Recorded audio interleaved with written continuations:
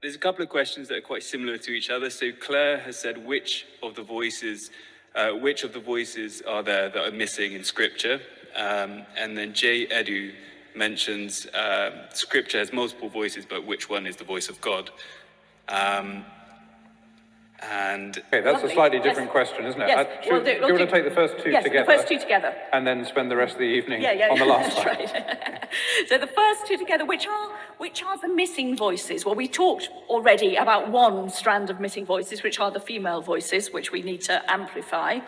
There are all sorts of other missing voices to do with background, to do with class, to do with Gentiles versus Jewish voices. There's a whole range of missing voices. And of course, there are missing voices through Christian history as well. And I think one of the features of reading the Bible that I find most helpful is listening to people from very, very different cultures reading the Bible, because what you then have are different spotlights. So yes, there are missing voices in the text itself, but there's a lot of missing voices in the way in which we read the text.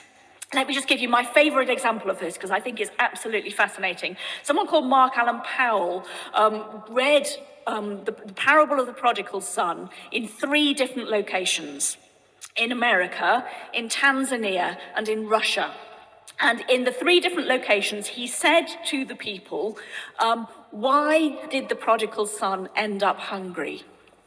The Americans said, because he spent all his money and threw it away, so it was his fault. The people in Russia said, because there was a famine in the land and it wasn't his fault. The people in Tanzania said, because the people in the country that he'd went to didn't show him hospitality and look after him in his hour of need. Which is right? They're all right. It's all there in the text. But because we always read from one perspective, we even call it the prodigal son. So we're minded to say that it was all his fault.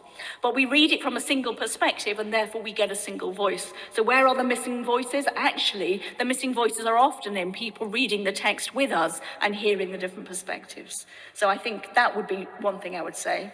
Where is the voice of God was the other connected question there.